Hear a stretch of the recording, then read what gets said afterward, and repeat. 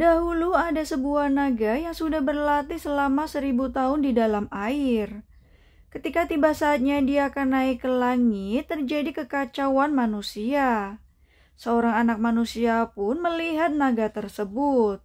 Kemalangan harus dialami naga itu karena ditatap oleh manusia. Naga itu pun gagal untuk naik ke langit dan akhirnya jatuh ke bumi. Oleh sebab itu, sang naga pun akhirnya jatuh ke bumi dan menjadi emoji atau ular hitam. Dia juga sangat membenci manusia. Seorang nenek yang juga merupakan seorang dukun bernama Nobdog menceritakan kisah tersebut kepada cucunya yang bernama Yori. Setelah mendengar semua itu, Yori nampak kesal dan ingin memberi pelajaran kepada emoji. Emoji tersebut bernama Kangcul. Tetapi sang nenek melarangnya dan menyuruh Yori untuk segera berlari jika bertemu Kangcul. Tiba-tiba Yori merasakan ada sesuatu berbeda di luar rumah. Dia pun melihat seorang pria berambut panjang. 13 tahun kemudian di istana raja terjadi kekacauan, di mana putra sang raja yang bernama Pangeran Yikwang nampaknya dirasuki oleh roh jahat. Terlihat dia mempunyai tanda luka di pipinya. Pangeran Yikwang juga tiba-tiba melukai beberapa dayang istana. Raja mendapat solusi dari Yonggap bahwa dia harus mengeluarkan roh jahat dari tubuh pangeran. Hal itu pun membuat raja semakin kesal. Sementara itu, Yori dewasa kini berdagang menjadi seorang pembuat kacamata.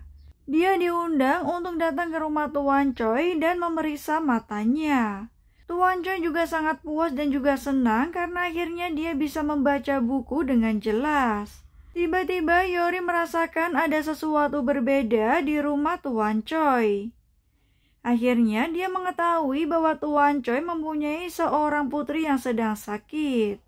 Tuan Choi heran bagaimanakah Yori bisa mengetahui jika putrinya yang bernama Inson sedang menderita sakit. Orang yang membawa Yori kemudian memberitahu bahwa Yori adalah cucu dari nenek Neodop yang merupakan seorang dukun handal. Di sisi lain, Yonggap diperintahkan untuk memberikan surat kepada gubernur yang ada di Gyeonggi. Juga menyuruhnya untuk datang menemui Tuan Choi dan meminta dukungannya. Di saat Yori pulang, dia kemudian melihat hantu berkaki satu. Ternyata itu adalah hantu yang selama ini mengganggu anak dari Tuan Choi. Hantu itu pun pergi ke kamar Insong dan juga melihat kondisinya yang sudah sekarat. Insong juga mengeluarkan banyak darah. Saat Yori akan pergi, dia melihat pelayan yang berlari. Kemudian Insong meminta ibunya untuk membawakan segelas air. Hantu itu berusaha untuk mengambil jiwa Insong, tetapi Yori berhasil untuk menghalanginya. Hantu itu ternyata mempunyai dendam dengan Tuan Song yang sudah menghilangkan satu kakinya. Yori juga tahu bahwa itu adalah hantu roh pengemis. Yori mengungkapkan bahwa dia berusaha untuk menyelamatkan hantu tersebut karena jika dia memiliki dendam, dia akan melakukan kejahatan lain. Oleh sebab itu, rohnya akan mengembara selamanya di akhirat. Mendengar semua pernyataan Yori, hantu tersebut kini mulai luluh.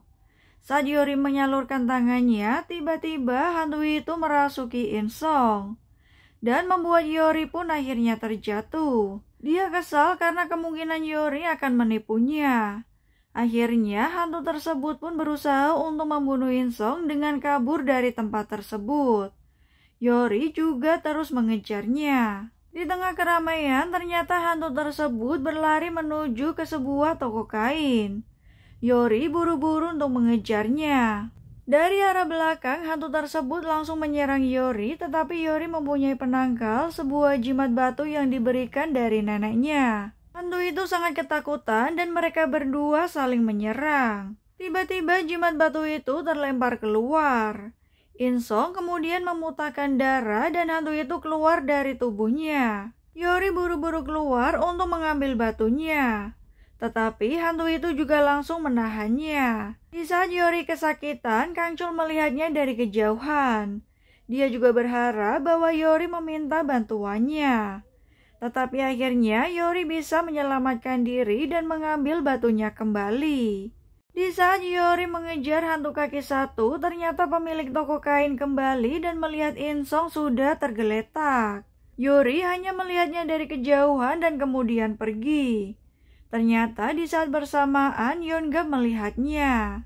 Ayah Insong, Tuan Choi, berusaha mencari anaknya, tetapi tiba-tiba dia kembali bersama Yeongap. Insong mengatakan bahwa Yeongap membantunya. Tetapi Yeongap mengatakan bahwa dia hanya menemukan Insong ketika pingsan dan orang lain yang membantunya. Di sisi lain, Kang Chul masih berusaha untuk merayu Yori. Tetapi Yori sangat kesal dengan Kang Chul karena telah mengacaukan segalanya. Namun Kang Chul masih berusaha untuk terus mendekati Yori. Yori pun terlihat sangat kesal dengan Kang Chul. Dia mengungkapkan kekesalannya karena sedikit lagi dia berhasil untuk membujuk hantu kaki satu. Yori sangat membenci Kang Chul dan mengatakan bahwa dia adalah dewa yang jahat dan juga tidak tahu malu. Ternyata mereka berdua pertama kali bertemu sejak 13 tahun lalu. Saat neneknya sedang melakukan ritual, tiba-tiba Yori mengatakan bahwa dia melihat Kang Chul. Seluruh orang desa pun sangat ketakutan mendengar pernyataan tersebut karena takut desa mereka akan dikutuk. Setelah kembali ke rumah, Nenek Nobdo kemudian memberikan sebuah batu Raja Naga kepada Yori sebagai penangkal dari Kang Chul. Karena Yori dukun berjiwa murni, jika dia melayani Kang Chul, maka Kang Chul akan bisa menjadi naga lagi dan naik ke langit. Namun Yori kini sudah memiliki batu penangkal roh dari Raja Naga yang bisa membuatnya tetap aman. Keesokan harinya, saat Nenek Nobdong melakukan ritual di pinggir laut, tiba-tiba lilin yang ada di meja pun terjatuh. Hal itu membuat Nenek Nobdong akhirnya terbakar dan jatuh ke laut. Yori sangat ketakutan dan juga menangis. Tetapi akhirnya Nenek Nobdong tidak bisa terselamatkan. Semua orang desa pun menyalahkan Yori atas kematian Nenek Nobdong. Dan dia menganggap bahwa desanya juga sudah dikutuk. Saat itu Kang Chul juga berusaha untuk merayu Yori dan juga menyingkirkan batu pelindungnya. Yori kemudian meminta Kang Chul untuk mendekat dan juga memegang tangannya. Tetapi tangan Kang Chul kesakitan. Yori bersumpah dia tidak akan pernah melayani Kang Chul. Kini Yori juga sering melakukan persembahan untuk roh neneknya. Dia juga terlihat sangat sedih. Sementara itu di istana kerajaan, Ibu Suri datang untuk melihat Pangeran Jikuang, tetapi Ratu berusaha untuk mencegahnya. Ratu beralasan bahwa Pangeran Jiguang sedang terkena flu.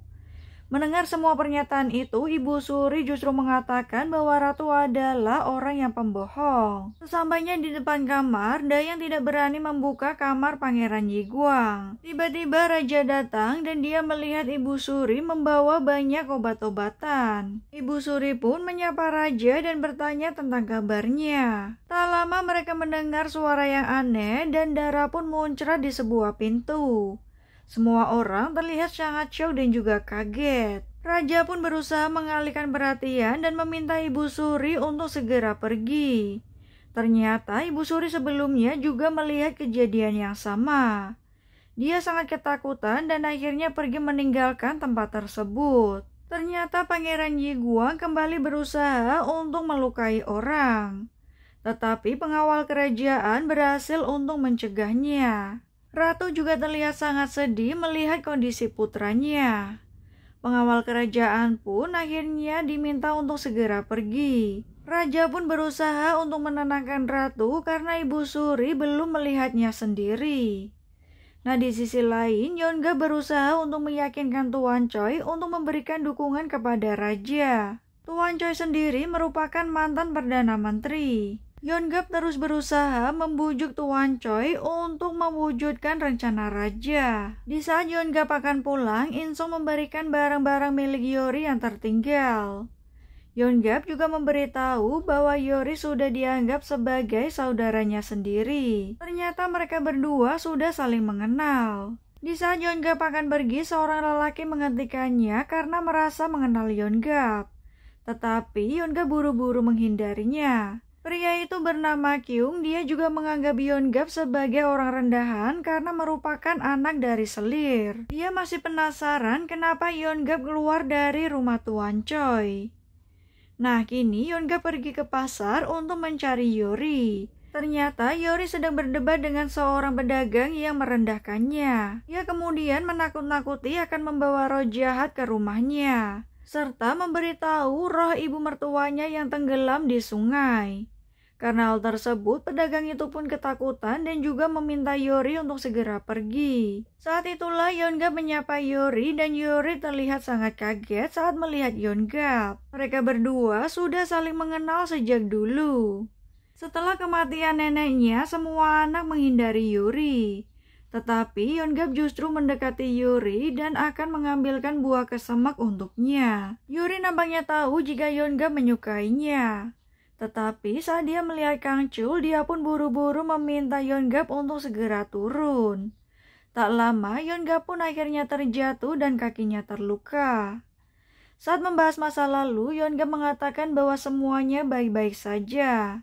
Kini Yeongap sudah bekerja di pemerintahan kerajaan. Yeongap juga memberikan barang milik Yuri yang tertinggal di Tuan Choi. Namun tiba-tiba Yeongap meminta Yuri untuk membuatkan sepasang kacamata untuknya. Yuri tahu bahwa itu bukan untuk Yeongap. Yeongap akhirnya meminta Yuri untuk datang ke istana karena menemukan pembuat kacamata untuk raja. Mendengar hal itu, Kang Chul berusaha untuk menghentikan Yuri dan mengatakan bahwa istana adalah tempat yang menakutkan. Karena Yuri bertingkah aneh, dia beralasan mendengar suara anjing yang menggonggong di telinganya. Kang Chul kembali memberitahu Yuri bahwa Yeongap akan menipunya. Karena kesal, Yuri pun berpamitan dan buru-buru pergi. Yeongap menghentikannya dan meminta Yuri untuk mempertimbangkan ikut bersamanya ke istana. Sesampainya di rumah, Yuri terlihat semakin kesal karena Kang Chul terus mengganggunya. Tetapi Kang Chul terus saja mengatakan bahwa Yeongap akan menipu dia. Yuri yakin Yeongap bukanlah orang seperti itu. Kang Chul mengatakan bahwa istana dipenuhi dengan energi gelap dan terdapat banyak sekali roh pendendam. Yuri justru menganggap bahwa Kang Chul lah yang ketakutan. Kini dia sangat bingung apakah yang harus dia lakukan. Tiba-tiba Yuri melihat penglihatan masa depan di mana dia dan juga Yeongap memiliki seorang putri. Di sisi lain, dua orang pria sedang melakukan latihan pertarungan. Salah satu mereka yang berbaju coklat merupakan pemimpinan gerombolan penerus dari kekuatan militer. Mereka adalah orang-orang yang ingin mereformasi raja. Tiba-tiba Kyung datang menemui pamannya karena ingin memberitahu sesuatu yang mendesak. Keesokan harinya, Yeongap menunggu Yori dan ternyata Yori memutuskan untuk pergi bersamanya. Yeongap pun memegang tangan Yori dan mengatakan janjinya kala itu bahwa dia akan kembali untuknya. Mereka berdua kemudian pergi bersama menuju istana. Yori dan juga Yeongap kemudian melewati sebuah gunung. Tetapi nampaknya mereka berdua sangat kebingungan. Tiba-tiba Yeongap terpeleset hingga kakinya terluka. Hal itu membuat Yuri sangat panik dan akhirnya membalut luka kaki Yeongap dengan kain yang ada di bajunya. Yeongap merasa aneh untuk menuju ke desa selanjutnya hanya dibutuhkan waktu 3 hari. Tetapi mereka berdua sudah berputar-putar di dalam gunung tersebut selama 2 hari. Yuri akhirnya meminta izin untuk melihat sekeliling karena dia tahu ini adalah ulah Kang Chul. Yuri pun kesal dan marah serta berteriak memanggil Kang Chul. Tetapi Kang Chul hanya berdiam di atas pohon. Kang Chul pun tiba-tiba melihat segerombolan pria yang datang. Yeongap juga mengatakan bahwa dia meminta maaf karena telah membohongi Yuri. Di saat bersamaan segerombolan pria datang di mana mereka adalah kelompok yang menentang raja. Mereka juga mengenali Yeongap. Sementara itu Yuri juga masih terus mencari Kang Chul. Tiba-tiba dia menemukan tumbuhan herbal untuk menyembuhkan luka kaki Yeongap. Yeongap kini diancam untuk memberitahu apa yang dilakukan di rumah Tuan Choi. Yeongga tahu mereka adalah orang-orang yang menentang raja. Yeongga bersedia mati demi rencana raja bisa terwujud. Pria itu kemudian menghabisi Yeongga. Dia juga akan memanipulasi kematian Yeongga di mana seolah-olah Tuan Choi lah yang membunuhnya. Dari belakang, Kang Chul melihat semua perbuatan pria tersebut. Mayat Yeongga dibawa menggunakan sebuah gerobak. Kang Chul kemudian mendekatinya dan juga melakukan sesuatu untuk menghidupkan Yeongga kembali. Ternyata Kang Chul merasuki tubuh Yeongga yang membuatnya bisa hidup kembali dan merasa lebih kuat. Orang-orang itu pun berhasil disingkirkan. Di sisi lain, saat Yori mengumpulkan tumbuhan untuk obat kaki, dia merasakan ada sesuatu yang berbeda. Yori pun terlihat berlari dan dia melihat Yeongga yang sudah terluka parah. Sementara Kang Chul yang merasuki tubuh Yeongga pun berusaha untuk mencari Yori. Nah, mereka berdua akhirnya bertemu dan Yori tahu bahwa itu semua adalah Kang Chul. Yori pun buru-buru mengeluarkan batu penangkal miliknya, tetapi Kang Chul langsung membuang batu tersebut. Kang Chul merasa menang dan meminta Yori untuk melayaninya. Tetapi Yori menganggap bahwa semua itu adalah perbuatan Kang Chul yang membunuh Yeongga. Tetapi Kang Chul buru-buru meminta Yeongga untuk menjelaskan bahwa bukan dialah pelakunya. Karena melihat dirinya ada dua, Yeongga pun marah dan mendekati Kang Chul. Tetapi kini dia sudah menjadi roh. Kang Chul pun mendekati Yori dan mengatakan bahwa kini Yori harus menuruti semua perintahnya dan juga melayaninya. Namun Kang Chul berkali-kali gagal untuk mengatakan perintah tersebut dan akhirnya Yori pun pergi mencari batu penangkal. Ketika menemukan batu penangkal di atas pohon, Yori berusaha mengambilnya tetapi Kang Chul menyingkirkannya kembali dan akhirnya jatuh ke sungai. Yori kesal dan ingin mendorong Kang Chul tetapi akhirnya mereka berdua jatuh bersama. Sementara Yeongga hanya bisa melihatnya dari atas tebing.